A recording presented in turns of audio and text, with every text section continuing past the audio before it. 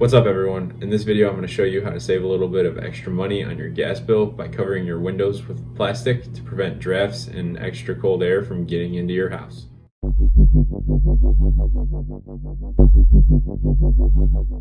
So a lot of the time I find myself laying on the couch in the morning waiting to get ready for the day, and lately I've been feeling a nice cool breeze going across my face because of the drafts of the windows. I live in a pretty cheap house, and with cheap houses usually comes cheap windows. So I think I'm going to give the window plastic a go, not only to prevent those drafts, but also hopefully save a little bit of money this winter. So this was a pretty easy project. You don't really need any tools besides a hairdryer and maybe some scissors. It costs around $15 to do. So let's hop right into getting this done. So my first step was to clean off the windowsills. The way I'm attacking this is to just put the tape on the windowsill and then along the outside of the trim, because I believe that's where a lot of the air is coming through, is just through the crappy window. I could take this a step further and pull off the trim and make sure that the sides of the windows are insulated with spray foam, but I don't feel like making a huge mess and recaulking and painting everything. So I'm going to try this first and see if it saves me some money this year, and if it doesn't, then in the summer I will get the trim off and check and see if everything's properly insulated. Now, in order to lay this double-sided tape, I spread it across the width or the height of the window trim. Now, once that tape is on the trim, I peel off the plastic in order to expose the other sticky side of the tape. Now, as I was laying this plastic, I had an issue where it didn't fit the window, so I had to turn it sideways and do 2 layers of plastic, and all I ended up doing was just taping them together to make one full piece.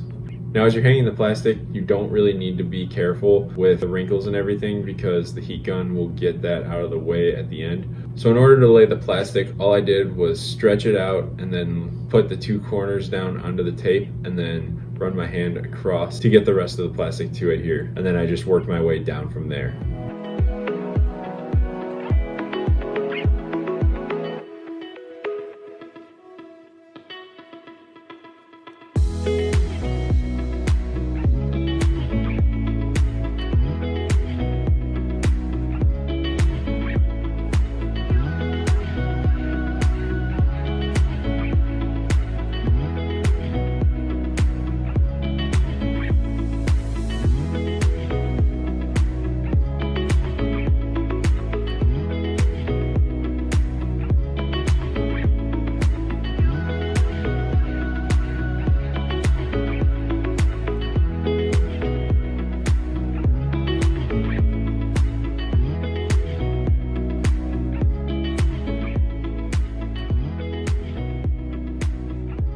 Once I had all the plastic adhered, I took my heat gun and just started slowly working my way from the bottom to top, stretching out the plastic. You'll be able to tell as the plastic wrinkles disappear, so just go at the pace that fits that best.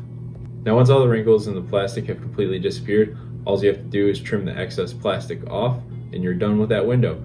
Now, there are a few other things that you should do as you get your house ready for the winter. You're going to want to make sure that you're replacing your furnace filter every 30 days or so. If you don't do that, the furnace is going to work in overtime trying to push hot air through the filter that's filled with dust, and it's just not going to be as efficient as it should be. Another thing that you can do to get your house ready for winter is to make sure that everything is properly insulated, and all that involves is just removing the trim around your doors and windows and making sure that there's no gaps to the outside and everything's filled with spray foam. Another thing you should do is make sure you clean your gutters, because you don't want the water damming up in the gutter itself and working its way under your shingles or siding, because that will ruin the integrity of the wood and it'll leak into your house, and you do not want that happening. If you have a hose connected outside, you're going to want to make sure that you disconnect it and put it in your garage, and make sure that the water to that spigot is turned off, because if it freezes, it could ruin the spigot itself. And the last and final thing you want to check is your door seals. The best way to do it is to turn off all the lights in the house and look at the door from the inside of the house during the daytime.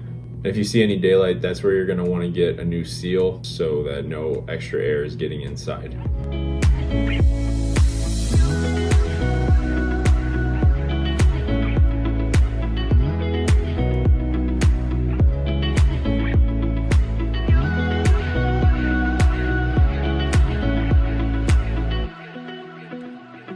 I'm going to wrap up this video here. Those are a few ways that you can save some money on your gas bill this winter.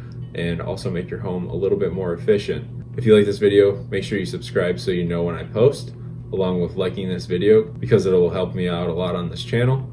And leave a comment down below on what you do to save money on your gas bill during the winter. I'll catch you in the next one.